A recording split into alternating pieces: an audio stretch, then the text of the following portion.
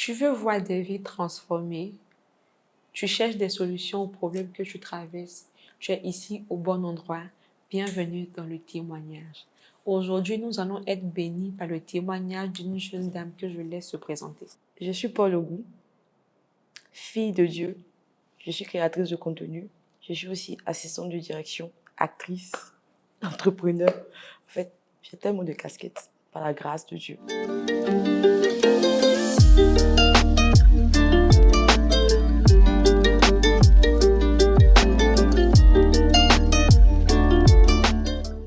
Bienvenue, Paul, dans le témoignage. On a la grâce de pouvoir te recevoir chez nous, chez eux. Franchement, c'est la famille ici. On a vraiment la grâce de te recevoir chez nous. Et comme on a l'habitude de demander à nos invités, voilà, comme on demande les nouvelles chez nous, on demande quel est le verset qui accompagne ton témoignage. Je suis vraiment contente d'être là. Tout se fait par la grâce de Dieu. Amen. D'accord. Mon verset est le suivant. C'est tiré du livre de Jérémie 29, le verset 11. Je connais les projets que j'ai formés en toi, dit l'Éternel. Moi, je m'attribue le verset. Je connais les projets que j'ai formés en toi, dit l'Éternel. Des projets de paix et non de malheur, afin de te donner un avenir de l'espérance. Amen. Voilà, ça c'est mon verset. C'est de là que vient mon témoignage. Amen, amen, amen. Donc, vraiment, comme j'ai dit toujours que quand tu entends le verset même là, tu as envie d'entendre le témoignage. Donc, on laisse toute la place de comment tout s'est déroulé. Nous t'écoutons. Comme le dit les Ivoiriens, nous t'écoutons. D'accord. Déjà, j'ai grandi dans une famille. Il y avait mon père, il y avait ma mère, j'avais mes frères. Puis j'avais aussi mes soeurs qui étaient là. Et j'ai grandi dans cette atmosphère-là. Il y a papa qui voyageait beaucoup. Et puis il y a maman qui était à la maison. Voilà. Et mon enfance n'a pas été une enfance très facile. D'accord. Voilà. Dans le sens que j'avais beaucoup de problèmes émotionnels. Et puis je ne pouvais pas en parler ni à mon père, ni à ma mère, parce que mon père n'était pratiquement jamais là. Et ma mère aussi ne connaissait pas ce genre de choses. Voilà. Et j'ai grandi avec ce sentiment de rejet. Un sentiment de rejet. J'ai grandi également avec un sentiment d'abandon. Je ne sais pas pourquoi, mais j'ai grandi comme ça. Et même à l'école, voilà, j'avais l'impression d'être toujours à part. Voilà, même quand j'essayais même de tisser des amitiés avec des personnes, je me sentais tout le temps rejetée, quoi. J'étais le genre de personne avec qui on ne veut pas marcher, je ne sais pas pourquoi. D'accord. Voilà, donc c'était un peu ça. Et quand je rentrais à la maison aussi, maman était tellement dure de caractère que je n'arrivais même pas à lui parler. Il n'y avait pas cette communication entre elle et moi. Et quand j'ai grandi, quand j'ai pris de l'âge, j'ai commencé à me former. J'ai formé une armure en fait autour de moi, autour de mon cœur. Donc ça faisait que j'ai eu la crise d'adolescence. Voilà, dans le sens où quand quelque chose ne rentre pas dans mon sens, automatiquement je pète un câble. Et j'étais hyper impolie envers mes parents. Surtout envers ma mère. Parce que elle m'a élevée dans des injures, des choses que je ne supportais pas. Vraiment, les injures, je ne supportais pas. Elle m'a élevée aussi avec des coups. C'est ce qui est normal et on frappe les enfants. C'est plus tard que j'ai compris que les parents pouvaient frapper leurs enfants. Et voilà. Mais moi, je n'ai pas compris ça quand j'étais petite. Et j'ai grandi avec cette pensée-là que ma maman ne m'aimait pas. Voilà, elle ne m'aimait pas. Comme mes amis de l'école ne m'aimaient pas. Et j'ai grandi pratiquement seule. Voilà, j'ai grandi pratiquement seule. Et quand j'ai formé cette armure-là, c'est là que tout a commencé. Dans quel sens? C'est que quand ma maman me dit quelque chose, quand je vois que ça ne rentre pas, automatiquement je pète un câble et on se chamaille. Donc ma relation avec ma maman n'a pas été facile du tout. C'était chaotique. C'était très chaotique. Pendant tout ce temps-là, papa n'est pas à la maison, ou bien c'est comment l'atmosphère avec tout le monde? C'est avec toi seulement qu'elle est distante, ou bien c'est avec tout le monde à la maison? Pourquoi tu te sens autant écartée? D'accord.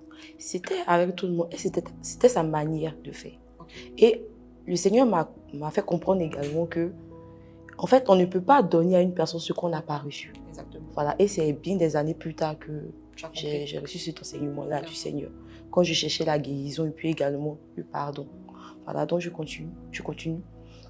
C'est comme ça, je forme cette armure-là, je me renferme sur moi-même et je grandis comme ça. Et j'ai commencé à faire des choses assez étranges. J'ai commencé à sortir avec des personnes, voilà, à avoir des relations amoureuses. Je n'étais pas frivole, voilà, je n'étais pas frivole, mais le fait de vivre dans le rejet, le fait de vivre dans l'abandon m'a poussée en fait à être dépendante émotionnellement. Ok. Voilà. Donc du coup, quand j'étais avec quelqu'un, c'était lui et rien.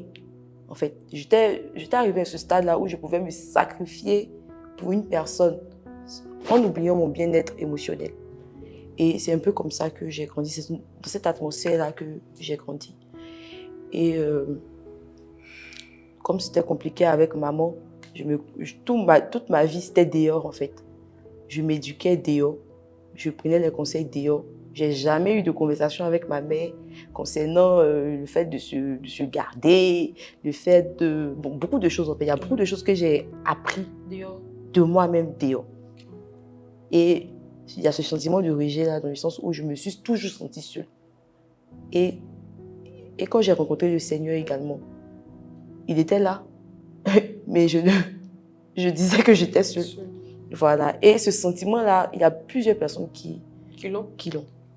Voilà. Ce sentiment de rejet, d'abandon-là, il y a plusieurs personnes qui vivent ça. Et c'est mon témoignage. C'est la chose qui m'a le plus touchée, qui m'a le plus marquée. Le fait de me sentir rejetée. Malgré que j'avais des amis, il y avait des amis qui étaient là. Quand on me porte de l'amour, je fuis. J'étais habituée à, genre, courir. Je te donne tout, je te donne tout. Je veux recevoir. Mais quand tu le fais naturellement, sans que je ne fasse quelque chose pour mériter ton amour automatiquement. Tu ne trouves pas que c'est de l'amour, ça? Effectivement. Je me bats direct. Je dis, ouh, cette personne est dangereuse pour moi. Et c'est cette mentalité-là. D'accord. Et moi, je veux savoir. D'accord. Quel a été le déclic de savoir que je ne vais pas bien, il faut que je me soigne? Ou bien, comment tu as rencontré Christ, en fait, qui maintenant te dit, tu as besoin de guérir? Parce que là, tu nous expliques, ça a commencé depuis l'enfance, il y a eu des problèmes émotionnels avec maman et tout ça, la chamaillerie, avec le temps, ça n'a pas été facile aussi. Yes. Tu as été dehors et tout ça. À quel moment tu te dis, c'est pas une vie? Je rencontre Jésus et je suis délivrée. D'accord. Déjà, je vais essayer de me rappeler. Je n'ai pas l'année exacte ou la date exacte dans mon esprit, mais on avait organisé une retraite spirituelle. Et papa m'avait inscrit à cette retraite spirituelle. Ensuite, on a acheté catholique. Et c'était une retraite catholique. Je suis allée à la retraite. Et pendant la prédication, pendant les temps de prière et tout, il y a un enseignement qui m'a tellement touchée, tellement marquée, que j'avais envie de donner ma vie à Jésus. À l'instant-là, je croyais que j'étais convertie, j'étais baptisée, confirmée, mais bon, j'étais juste religieuse. Je ne connaissais pas la notion de l'intimité, beaucoup de choses, voilà. Donc du coup, quand je suis allée à cette retraite, c'est là qu'a commencé le déclic en fait. Et le Saint-Esprit m'a quand même touchée à cette retraite-là. Et j'ai commencé maintenant à percevoir dans mon esprit, à vouloir vraiment marcher avec le Seigneur et suivre sa parole. Mais j'étais en relation avec une personne en ce temps-là. Et j'étais tellement attachée émotionnellement à cette personne-là que malgré que je sentais le sentiment d'accepter Jésus, en même temps je pensais, si j'accepte Jésus, je savais déjà ce qui m'attendait en fait. Et je suis quelqu'un de vrai et de sincère. Si je décide de faire quelque chose, je le fais. Et je laisse tout, j'abandonne tout. Donc, je me suis rendu compte que si je décidais de marcher avec le Seigneur, il fallait que j'arrête certaines choses. Si je décidais de marcher avec Christ, il fallait que je devais quitter la personne en question. Et ça me faisait tellement mal. Je ne pouvais pas le faire. Parce que j'étais attachée émotionnellement, mon âme, en fait. Voilà. Et c'est comme ça. Il y avait quand même cette graine-là qui était en moi. Et aussi, je crois que j'étais en classe de terminale, si je ne me trompe pas. C'était pendant les vacances de terminale. J'avais eu le bac et je partais en BTS. Voilà. Et ma première année BTS, là, j'ai été invitée dans une cellule de prière à l'école. Et je suis allée à cette cellule-là. Et c'est là que j'ai senti le déclic. C'est de là que tout est parti en fait. Parce que la prédication me parlait, je sentais le besoin que avec Christ, je pouvais avoir ce qui me manquait en fait. L'amour. C'est vrai que je n'ai pas senti l'amour de mes parents. Ils avaient leur manière à eux de m'aimer. Et des années après, Dieu m'en a parlé. ils avaient leur manière à eux de m'aimer. Et ça, j'ai compris. Mais moi, en tant qu'enfant, j'aurais aimé qu'on m'aime comme ça. Et je n'ai pas reçu cet amour-là, comme je voulais être aimée. Voilà. Et c'est comme ça, quand le déclic est venu, ça, c'était vraiment un déclic. Et là, de manière radicale, j'ai dit, je jette tout à l'eau, je sors de là.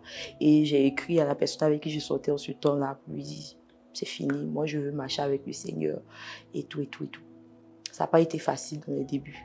Parce que lui aussi, apparemment, il était vraiment attaché à moi. Donc, ça n'a pas été facile du tout. Mais malgré ça, on s'est quand même séparés. Et c'est comme ça, pendant la retraite, j'avais rencontré un jeune frère. Voilà, j'avais omis de dire ça. J'avais rencontré un jeune frère qui me faisait la cour en ce temps. Je lui disais, non, j'étais en relation et tout ça. Il me dit, non, on peut causer et tout et tout. Donc, moi, je me suis dit, voici un gars qui allait spirituel. On est passé à la retraite ensemble et tout et tout. Donc, j'étais tellement naïve. J'en viens. Donc, c'est comme ça, j'ai quitté l'homme avec qui j'étais. Et j'ai recommencé à causer avec le gars de la retraite. Je me dis que voici l'homme de ma vie. Certainement, il va me cadrer dans les choses du Seigneur. C'est-à-dire que je ne cherchais pas là à guérir, à laisser Jésus entrer dans ta vie. Tu cherchais juste un autre homme pour remplacer, pour chercher en fait l'amour que tu recherchais. En fait, c'est là même que le déclic a commencé. J'en viens. Donc, c'est comme ça. On recommence à parler, il me drague ici, il me drague là-bas. Je dis, voici un bishop. Lui, au moins, il va m'aider à prier. On peut suivre les voies du Seigneur ensemble. Il va venir combler ce vide-là. En fait, je n'avais pas conscience de ça. Je ne savais pas que Christ avait la capacité de pouvoir combler ce vide qui était en moi. J'étais consciente qu'il était tout puissant. Souvent, quand j'avais des discours avec ma maman, pour ne pas qu'elle crie sur moi, il partait prier. Il voit que ça marche. Il dit, voilà, c'est son travail qu'elle a. Il fait des choses, voilà. Et c'est comme ça. J'ai recommencé à parler avec le jeune homme en question. Il a commencé à parler. Et il m'a invité. Je suis allée. Et là, je crois qu'on s'est embrassés. Pour moi, c'était normal. Voilà, j'avais pas encore reçu cette éducation-là. Des choses de Dieu, en fait. J'avais personne pour me cadrer. Voilà, j'avais vraiment personne pour me cadrer. Donc, du coup, moi, la volonté était là. Mais quand je regarde autour, il n'y a personne. Il n'y a personne. D'accord. Voilà. Et puis, bon, bref, je ne vais pas essayer de rentrer dans tous les détails parce que j'étais quelque part avant de venir quelque part.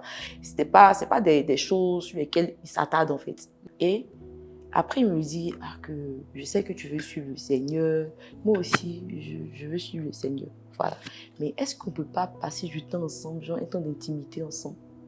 Genre, il demande de sortir avec toi. Effectivement. Wow. Il me dit ça, mais ça va juste se passer qu'une seule fois. Après, il n'y aura plus rien et tout. J'ai dit, bon. Oh, ok. Donc, avant, j'ai hésité en fait. Avant, j'ai hésité parce qu'il y a quelque chose en moi. Le Saint-Esprit nous parle toujours. Le Saint-Esprit nous parle toujours à l'intérieur de nous. Et j'ai hésité. J'ai dit, non, je ne veux pas. Non, je ne veux pas, ça ne m'intéresse pas et tout. Mais après, il croit, un jour, 2 jours après, le gars, il a commencé à être distant avec moi et tout. Il dit, pourquoi? Le gars qui me chantait des mélodies là, soudainement, il est devenu distant. Donc, à cause de ça, il est devenu distant. Bon, ok. De toutes les façons, on va se marier dans les voies du Seigneur et tout. Donc, c'est comme ça que je suis allée. Et ça s'est passé. Je crois que le lendemain, il a commencé vraiment à se comporter de manière très bizarre. C'est-à-dire que je l'écris, il ne répond pas. Je l'appelle, il ne décroche pas. C'est le monsieur, l'homme le plus occupé du monde. Il n'était pas occupé. Il n'était pas l'homme le plus occupé du monde. C'est juste que c'était ça. Il était là juste pour ça. En fait. Et c'est là que le déclic avait commencé. Je n'étais pas une femme à homme. Voilà. Je n'étais pas une femme à homme. J'ai connu que 2 hommes dans ma vie. Plus ce dernier-là, qui était le 3e. Et quand il a pris ses distances avec moi, je suis rentrée en dépression. Parce que j'imagine. Voilà. Je me suis sentie tellement sale. En fait, pour quelqu'un qui n'a pas eu beaucoup de relations, en fait, j'ai toujours mis dans ma tête que le corps, il est sacré. C'est vrai que j'ai vécu dans l'impudicité, c'est vrai. Mais je me suis toujours mis dans la tête que si je suis avec une personne, c'est avec cette personne-là jusqu'au bout, en fait. Voilà. Et je me rends compte que j'ai laissé une personne qui m'aimait à cause de Jésus. Et je suis encore allée retomber dans ça encore avec quelqu'un qui me considère même pas, en fait. Qui voulait juste profiter de moi. Donc, je suis rentrée en dépression. J'étais vraiment en dépression. Et là, j'ai passé des temps seule dans ma chambre. À me lamenter, à le maudire, à dire Seigneur, maudis-le. À chercher même des amis. J'avais une amie, quand j'ai donné ma vie à Jésus, je suis allée l'évangéliser. Bon, Je me suis joué les bishops, je suis allée l'évangéliser. Elle aussi, elle a donné sa vie à Jésus et tout. Et puis, les choses sont passées comme ça. Voilà, on était ensemble et puis on grandissait ensemble. Et puis, je lui ai dit, ah, il y a un gars aussi qui m'a fait. Pardon, il faut prier. Toi, tu es une prophétesse, non? Il faut déclarer. Le gars là, il doit mourir. Oh, les blessures. En fait, ça montre la blessure que oui, tu avais. effectivement. À quel point tu étais blessée. Jusqu'au point où j'ai fait une prière à Dieu. Je dis, Seigneur, si tu veux tous mes enfants vont te servir. Mais ce gars là, il doit payer. Wow. En fait, donc j'étais. En fait, on m'avait. Les blessures que j'avais reçues dans mon enfance là, ça fait mal. C'était là. Je pouvais supporter. Mais humiliation du gars là, c'était trop. Ça m'a tellement brisé. Tellement brisé. Et tout. Et quand j'étais dans ma chambre, je pensais même au suicide et tout ça. C'est là que la parole est venue. C'est là que Dieu m'a dit. J'écoutais un chant. Le titre c'est Guide-moi. J'écoutais ce chant-là dans mon temps de dépression. Je suis tombée sur ce chant-là comme ça. Et à la fin de ce chant, ils avaient écrit un verset. Et c'est ce verset-là que j'ai dit. Car je connais les projets que j'ai formés en toi. Et ce verset-là a résonné tellement dans mon esprit. Amen. Comme si c'était lui qui me parlait en fait. Et j'ai écouté ce verset-là. J'ai lu ce verset-là. Je dis, ah, ça c'est Dieu qui est en train de me parler. Parce que j'ai entendu sa voix. C'était écrit à la fin de la chanson, mais j'ai entendu sa voix me parler. Me dit que je suis peut-être là comme ça. Moi, je dis toujours quand je prêche, ou bien quand j'évangélise, je dis toujours que mon Dieu m'a dragué. En fait, je ne sentais pas l'amour, je n'avais pas le véritable amour et tout. Il est venu dans ma vie comme étant... Voilà, effectivement, en fait. Donc, il m'a dit que, bon, avec tout ce que tu vis et tout, moi, j'ai des projets pour toi. C'est pas toi, en fait. Tu as été rejetée quand tu étais petite. Tu n'as pas senti l'amour de tes parents. Mais moi, j'ai des projets de paix pour toi. Amen. J'ai des projets de paix. J'ai de l'espoir à te donner. Amen. Tu n'es pas foutu. Tu n'es pas une moins que rien. Ce n'est pas parce qu'on a abusé de ton corps que tu... Bon, je me suis livrée aussi, mais que tu es n'importe qui. Non, tu as de la valeur à mes yeux. Et j'ai compris que j'avais de la valeur aux yeux de Dieu. Et il est venu comme ça. Et c'est comme ça que j'ai commencé à méditer, à lire la Bible pendant des journées. J'aimais tellement ça. Parce qu'il est venu, il m'a donné en une seule journée tout l'amour que je n'avais pas reçu depuis ma naissance jusqu'à aujourd'hui. Et j'ai plongé dans cet amour-là. Et depuis lors, moi, avec Jésus, on est collés. Là, tu parles globalement, mais on veut savoir, quel a été le processus de guérison pour que tu arrives à la personne que tu es aujourd'hui. D'accord, donc déjà, c'est le grand déclic. Okay. Le fait que le gars m'a fait ça et que j'ai rencontré le Seigneur dans ma chambre.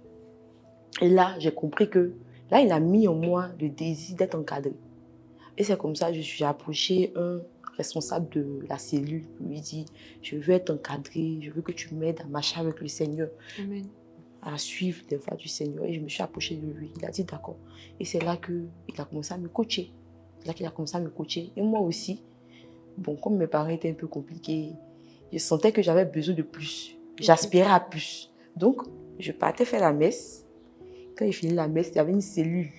Moi et ma soeur, à qui j'ai prêché, puis aussi elle m'a suivi là. On partait à la cellule. Et c'est là l'amour de la parole, le power, les prophéties. En fait, tout est venu de là.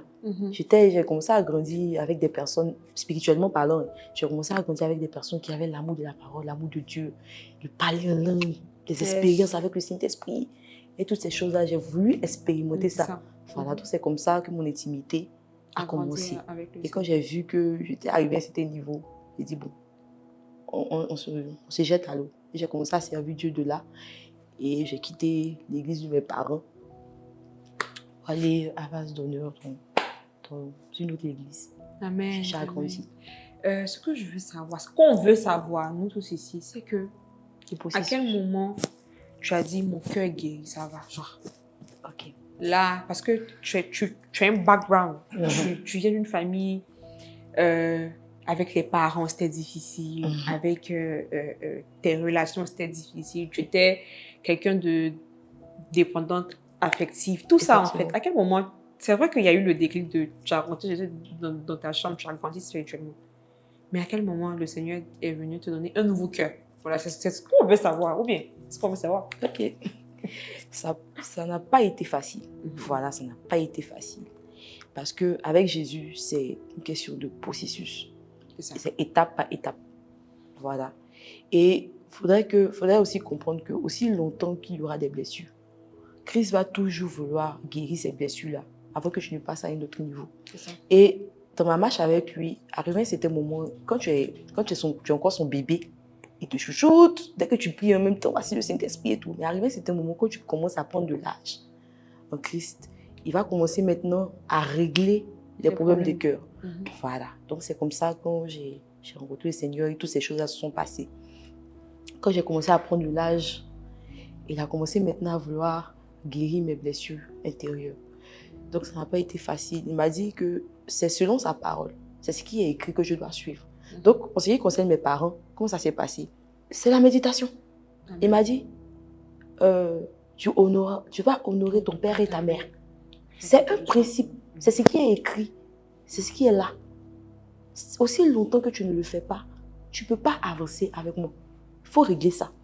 Donc, malgré tout ce que ma maman... Puis, quand tu arrives dans cette saison-là où Christ veut te guérir, oh, tu as l'impression même que des choses étranges se passent autour de toi. C'est-à-dire que des situations vraiment qui ont l'art de t'énerver se passent en fait. Et c'est un peu ça. C'est-à-dire qu'avec Jésus, c'était quoi? Quand je rentre à la maison, elle sait que je suis devenue chrétienne maintenant. Genre, il commence à servir Dieu, il fait les choses. Et Dieu, en fait, l'utilisait pour pouvoir, moi, me guérir. Mais à lui, sa manière. Souvent, il utilise, en fait, ce qui te fait mal pour pouvoir te guérir. C'est à toi d'avoir cette maturité spirituelle à pouvoir comprendre. Donc, c'est comme ça, quand ma maman me faisait des choses, je répondais. Moi qui étais devenue chrétienne, je réponds. Et c'est là qu'il dit, mais toi, tu réponds. Au nom de ton père et ta mère, la parole, là, tu as oublié. Et je répétais, je pleurais, je dis, Seigneur, pardon, aide-moi, Seigneur, pardon, aide-moi, je ne vais plus recommencer. Le lendemain, je recommençais encore. Et c'était comme ça, jusqu'à ce que je dis non, c'est fini. Et je suis allée maintenant bien pleurer même, bien prier là.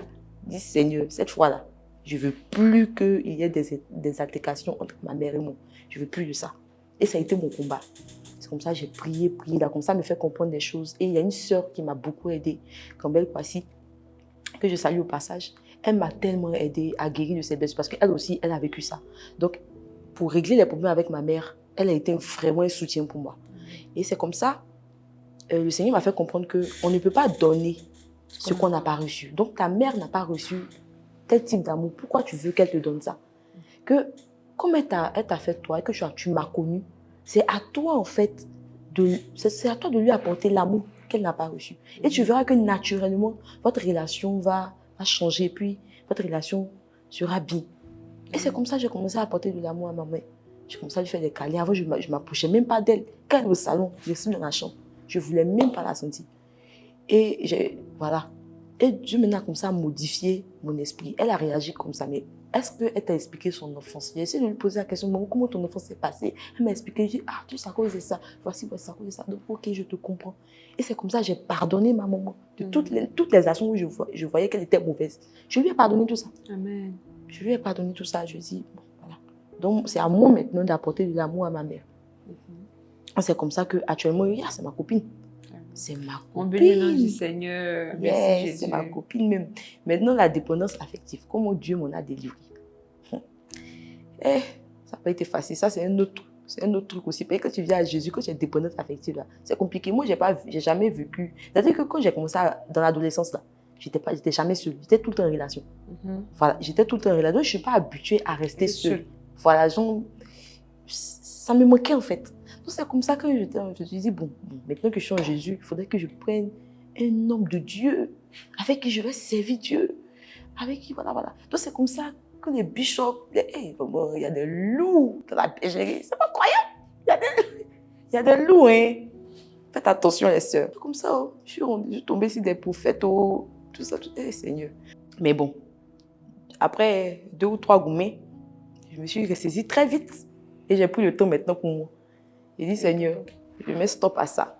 Je vais guérir de mes blessures, guérir de tout ça. Et puis maintenant, je vais être vraiment pleinement consciente de mon identité. Et c'est là que la notion de l'identité est venue. C'est que je n'ai pas besoin vraiment d'une personne en tant que telle. J'ai juste besoin de Jésus. Je n'étais pas une personne qui a venu remplir mon réservoir émotionnel. C'est ça. Jésus le fait déjà. Donc, j'ai compris que pendant ce temps de break avec les hommes, le Saint-Esprit a pris le soin de me remplir.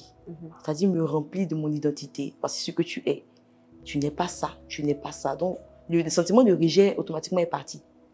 On me rejetait. Ok, c'est eux. Mais moi, Jésus ne m'a pas rejeté à la croix. Il a payé le prix pour moi. Donc, parce qu'il a payé le prix pour moi, j'ai de la valeur. Amen. On ne paye pas le prix pour n'importe qui. C'est ça. On ne meurt pas pour n'importe qui. C'est parce que Jésus a vu au moins un potentiel qu'il est mort pour moi. Et j'ai grandi comme ça. J'ai commencé à grandir comme ça, à être consciente de mon identité en Christ. Voilà. Amen. Et voilà, avec l'enseignement de Jésus. Jésus m'a beaucoup enseigné au travers de la parole.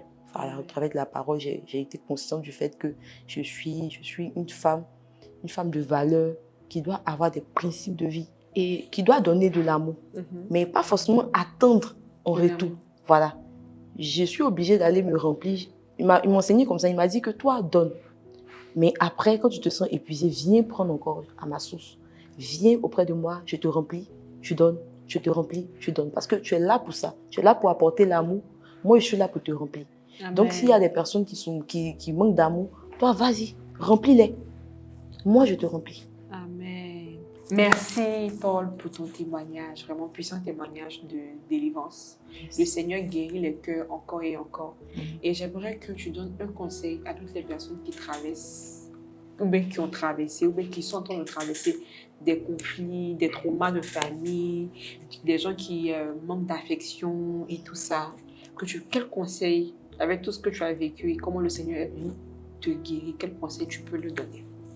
Le conseil que je peux donner à une jeune fille ou à un jeune homme qui vit ces mêmes situations, mais qui a vécu ces mêmes situations, qui vit encore ces mêmes situations, j'aimerais te dire que tu as du prix aux yeux de Dieu. Il connaît les projets qu'il a formés sur toi. Ce sont des projets de paix, ne l'oublie jamais, pour te donner un avenir de l'espérance. Ta vie n'est pas gâtée, tu n'es pas n'importe qui. Il faudrait que tu prennes pleinement conscience de ton identité en Christ. Et pour ça, je te demande de lire ta Bible. Je vais vraiment t'emmener à méditer, à t'imprégner de la parole de Dieu. C'est ce qui va te sauver et sauver ton âme. Et à une personne qui a des difficultés avec ses parents, je te demande de pardonner. Avec Christ, c'est les principes. Il faut accepter les principes de Christ. Il faut obéir à Christ. Christ dit « Honore ton père et ta mère ». Qu'elle soit mauvaise, que ton père soit mauvais, qu'il soit présent, qu'il soit absent. C'est un principe divin. Honore ton père et ta mère. C'est ce principe-là que tu dois suivre. Lorsque tu vas suivre ce principe, Dieu va se charger de régler tous tes petits problèmes avec tes parents. Et toi aussi, tu seras libéré. Et ce que je peux dire en dernier, pardonne. Il faut pardonner. Il est important de pardonner. Tout comme Christ a pardonné toutes tes iniquités, il faut également donner le pardon. Pardonne les personnes qui t'ont fait souffrir. Pardonne ces personnes-là et que Dieu te bénisse. Amen. Sans transition aucune aussi, tu vas prier pour toutes les personnes qui traversent ces situations. D'accord. C'est vrai qu'ils ont entendu les conseils, mais une chose que je sais, c'est que la prière du juste est d'une grande efficacité. Donc, on va prier pour toutes les personnes qui ont le cœur brisé, qui ont les problèmes de famille, qui traversent tout ça, tout ce que tu as traversé. D'accord. De tout ton cœur, tu vas prier pour que la puissance du Seigneur puisse les trouver là où ils sont et qu'ils puissent être guéris. Amen. Père éternel, Adonai, Père Dieu de gloire et de puissance, Père, je prie maintenant. Père, je prie pour toutes ces personnes, Papa, qui traversent des moments difficiles, pour toutes ces personnes qui sont dans la dépression, pour toutes ces personnes qui souffrent intérieurement à cause des blessures d'enfance, pour toutes ces personnes-là, Père éternel, qui ne te connaissent pas, ces personnes-là qui n'ont pas conscience de leur identité. Éternel Père, éternel Dieu de gloire, que tu puisses les localiser, que tu puisses vraiment les aider à être conscients de leur identité en toi. Que tu leur donnes la force de pouvoir te chercher au travers de la parole et que ta parole puisse les restaurer. Que tu puisses restaurer, Père éternel, les familles qui ont été brisées. Que tu puisses restaurer les cœurs qui ont été brisés. Que tu puisses aider une personne à pardonner le mal qu'on lui a fait. Père éternel, que tu libères les cœurs, que tu soulages les cœurs, que tu fasses sortir les opprimés de leur dépression. Que tu aides ces personnes-là dans le nom puissant de Jésus. Amen. Amen, amen, amen. Amen chez vous, amen. Amen. En tout cas, nous avons été bénis de te recevoir. Bénis de te recevoir dans le témoignage. On est bénis. Ils sont bénis. Vraiment, tout le monde est heureux. C'est la fiesta. Yes. On est bénis de te recevoir dans le témoignage. Nous avons terminé. Merci d'avoir regardé jusqu'à la fin. N'oublie pas de t'abonner, d'activer la cloche de notification et de partager autour de toi. Ne garde pas ce témoignage pour toi. Il va faire du bien sûrement à une sister, à un bro, nos frères. Partage autour de toi. Que le Seigneur te bénisse. Et rendez-vous dans le prochain épisode du témoignage.